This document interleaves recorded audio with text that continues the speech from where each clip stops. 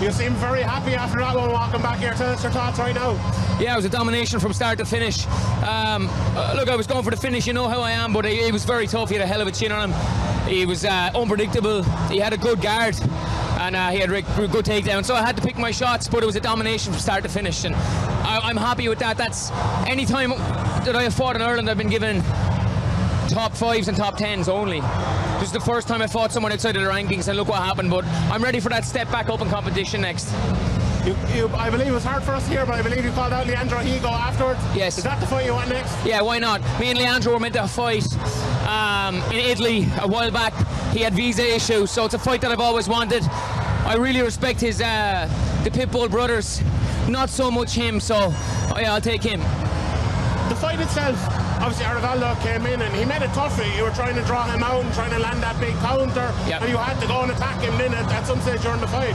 Were you expecting him to be maybe as tough as he was? You landed a lot of big shots on him. Yeah, I was clinical with the shots. The calf kick really bothered him, and it actually kind of worked to my disadvantage because he went into southpaw. You know, orthodox versus southpaw, your primary weapon is your right hand, but when you're leading with the right hand, you're there for the takedown that little bit more. So my jab wasn't utilised as much, but it still got through. But like, you know, from start to finish, it was one-sided, and I landed heavy shots on him. He's a hell of a chin, let's be honest. I suppose your last two fights here in the arena, the last one didn't go your way and this one did, but two phenomenal performances. Thank you. In terms of technique, and anyone I know watching in will with the eye will see that. As someone who prides themselves on that, being that really good technical fighter, how happy are you to put another performance like that together with the win? Yeah, and I really appreciate your words you've mentioned about me and Lugo being one of the most technical fights in Ireland, and I agree with that, and I feel I won that fight, but that tonight was it was clinical. I'm not just saying it. I hit him a check right hook, and I thought that was going to be it, and he just stumbled forward. I hit him an uppercut, the same uppercut I hit in Italy, and the guy went down like an elevator, and he just stood back up again. So I was like, fuck, he's tough. But yeah, clinical. But we'll get the finish next time, yeah.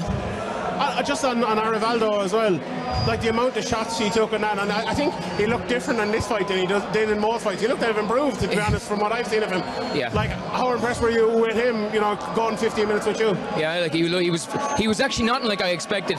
Even in his stature, I thought I was going to be fighting a guy this height and this thick, and he was like the same height as me, same thickness as me, but in all the fights I watched, I didn't see him throw a single jab. He threw jabs tonight. He was checking kicks. He was going for really good takedowns. But yeah, look, but I expected that. He was on the biggest stage in front of the best crowds, in front of his best opponents. So yeah, he brought it, but it wasn't enough.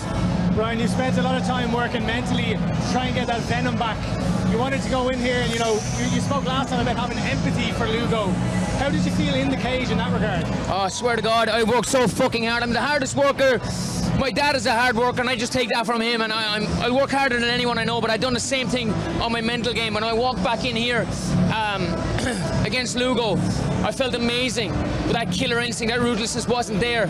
I was happy to kind of have a technical sparring with him. Tonight I wanted blood, and I got it. I didn't get the finish, but I hurt him, and I was ruthless. Could you feel that, could you feel that within that ruthlessness? Zero mercy tonight. That's why I was back behind that curtain, and I was like, fuck, this man's coming over here to take away from my kids.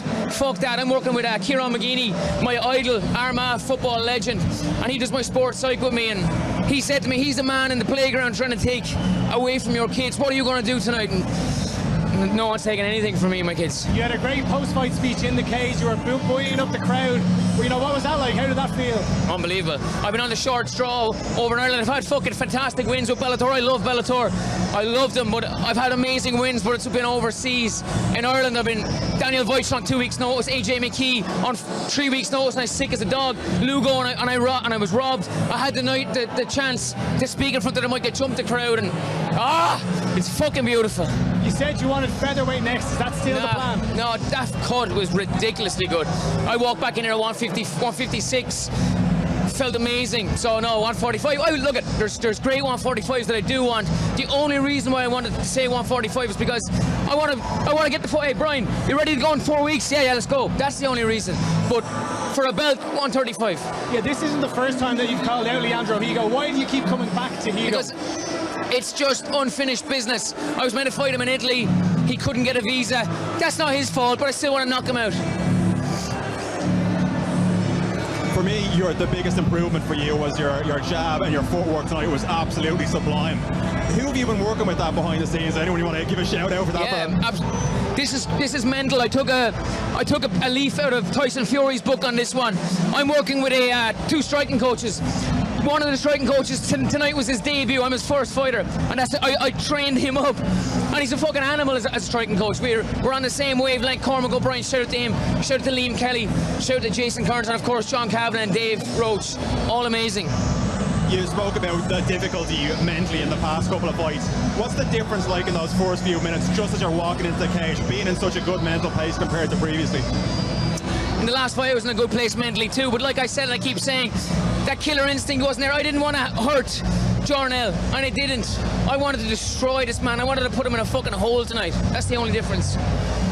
Ryan, one more for me. You always say about family and flag, and you talked about your family already, how big that was, but what did you feel like when the ole went up in the middle of your fight the first time tonight? How did that make you feel?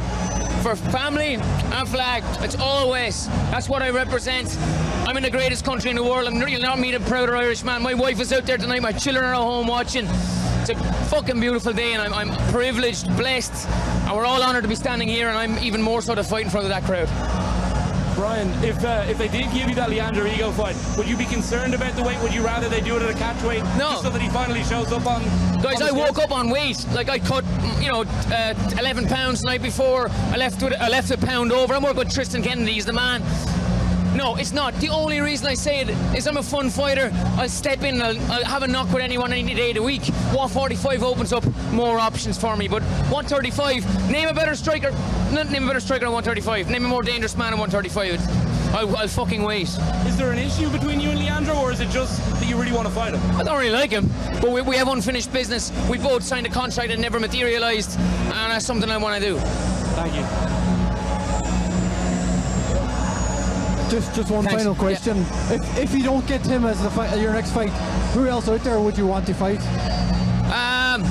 I'd like the Cody Law fight at 145, or Justin Gonzalez at 135. I'd like Nikita again. I'd like to fight him at more than fucking 5%. I'll smash him up.